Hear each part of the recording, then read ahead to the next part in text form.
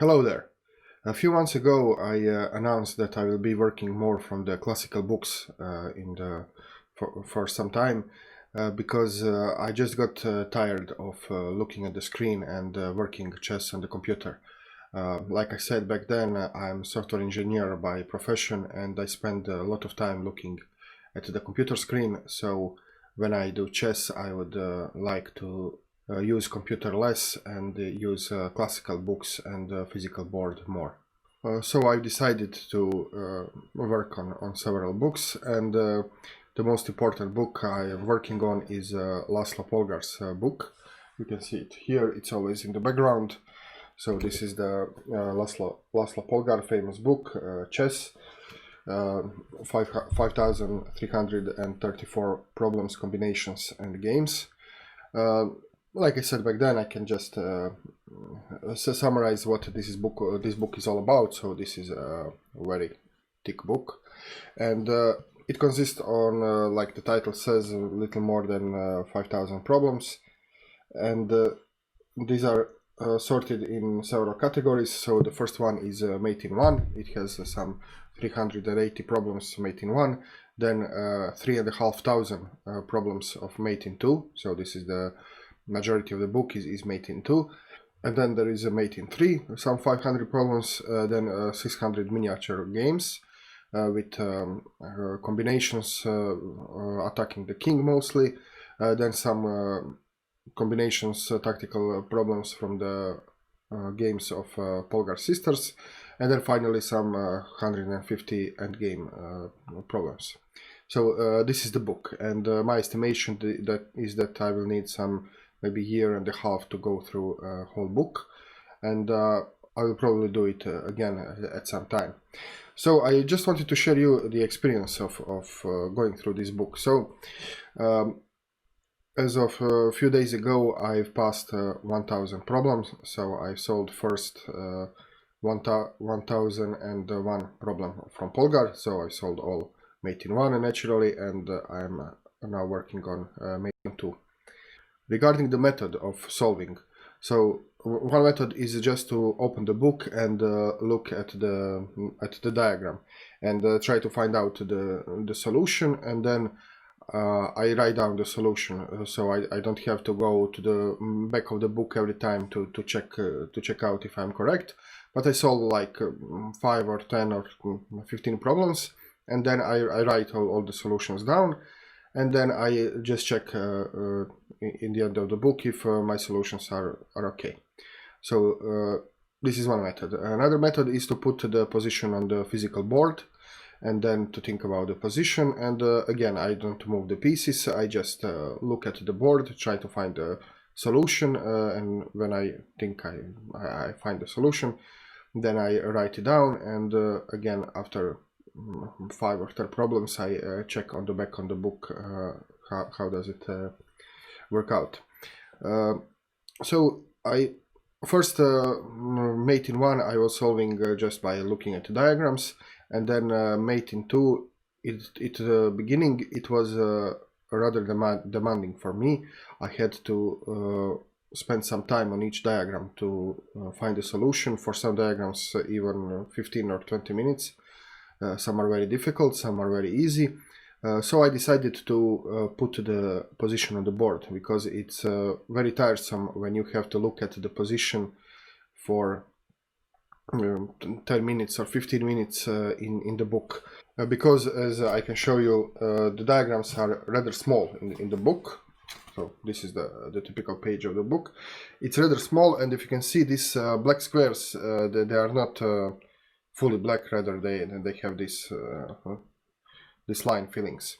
So when you look at this diagram for like 10 minutes, you get a headache. So this is why I was putting the position on the board, and I was solving mate in 2 positions. Most of them I solved on the physical board, and well, especially now when I have my new wooden chess set, which I enjoy very much doing on, then it feels very nice to do it like this. So this is how my usual training session now looks. And as the time went by, I guess I improved my pattern recognition or board vision or whatever you like to call it, and now I'm solving mate in two problems much faster. So I don't need 10-15 minutes for difficult problems. I rather solve them in 2 or 3 minutes if they are very difficult. Some easier problems I can solve within seconds. So at maybe some last 50 problems I did without the board. So I think I will continue doing problems without the board because it's much faster. You save time putting the pieces on the board. And I will see if the problems become very difficult again, or if I see that the problem takes me more than 2 or 3 minutes, then I might put it on the board. I mean, the board is always there, it's on my table, so it's not a problem to put the pieces up. I would now like to show you my notes, just to see how does it look like when I'm writing my moves. So let me just switch. Okay, so you can see that I started like 25th of September. I started doing mate in one puzzles. So you can see that I begin at 170 because before that I didn't write the solutions down. I just look at the diagram. I tried to solve it and in my head, and then I check the solution. But it is actually slower than to solve 10 moves. 10 diagrams in a row and then just check them out. So you can see that when I solve correctly, I put this check mark, and when I solve incorrectly, like for example here, then you can see that I just take a note of the solution from the book, and then I check out what I did wrong. It's also notable that some solutions have multiple solutions. So especially in mate in 2, you can find several solutions to the same problem, and I'm never sure if I'm right. So if I think that I'm completely right and that there is an alternate solution, then I check it on the computer because I don't trust myself so much to be sure. And then on September 27th I went for mate in 2, as you can see. So and now it became more difficult, and you can see that I made I'm making much more errors. So especially in the beginning, you see many errors here.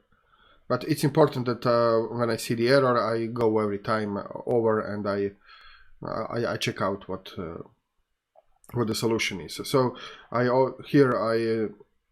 I'm writing the dates, so you can see that I'm doing this almost every day. I skip sometimes, it's natural, and well, this is basically it. So you can see that as time goes by, I have less and less errors. So for example, on this page you have only 1-2 errors. So here on this page on the right, I don't see, I'm talking about here and here, I don't see any error. So you can see that, for example, okay, there is one. When I put a question mark, that means that I don't know the solution. So if I spend some reasonable amount of time and I have no idea what the solution could be, and then I just go on. It doesn't make sense to spend an hour on one problem. So this is when I put the question mark. And okay, so this is it. Okay, this was not scanned right, but okay. And now you can see that I was very diligent, and finally I end up with doing 1001 puzzle. Okay, and well, some final thoughts. I think the Polgar book is great. It's very useful. It forces you to look at the board, to look at the whole board while solving mate in 2 problems. It also forces you to look at your opponent's responses. So you have to think about your move, what are all the possible response by your opponent, and what is the best defense for your opponent in order to find the mate in the next move. And this is something I lack as a player, and I think all the lower rated players lack this skill, to seriously and diligently look at your opponent's threats and your opponent's defensive resources. And this is what Mate in Two Problems train you to do. And also you are these problems help you to see what are the possibility of each piece, what is the potential, what a lot of things the knight can do. And also, for example, if you have knight and the queen, you have to see this net, so which squares are covered by the knight and which squares are covered by the queen, for example. And if you move the knight, then this network changes, and you have to be able to see this. So I think doing Mate in Two Problems are great to increase your calculation skill, to nurture some good habits, seeing your opponent's defensive resources, and well, also to really understand the potential of each piece and how they coordinate with each other. So I am looking forward to go through this. Like I said, maybe it will take me a year, maybe a year and a half to finish whole book.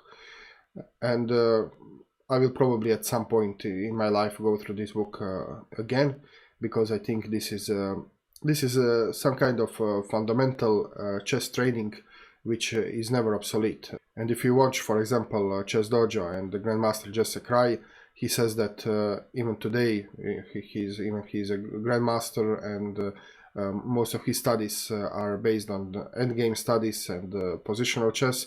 But he does 100 Mate in Two Problems from Polgar every day. So this is something which just keeps you in shape.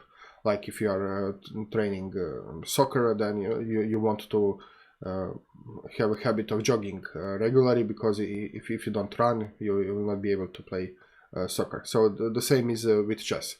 It doesn't matter how strong you are, you always need to train your muscles. And doing Mate in Two Problems and this kind of puzzles, which you can find in Polgar book, I think is a great way to do it.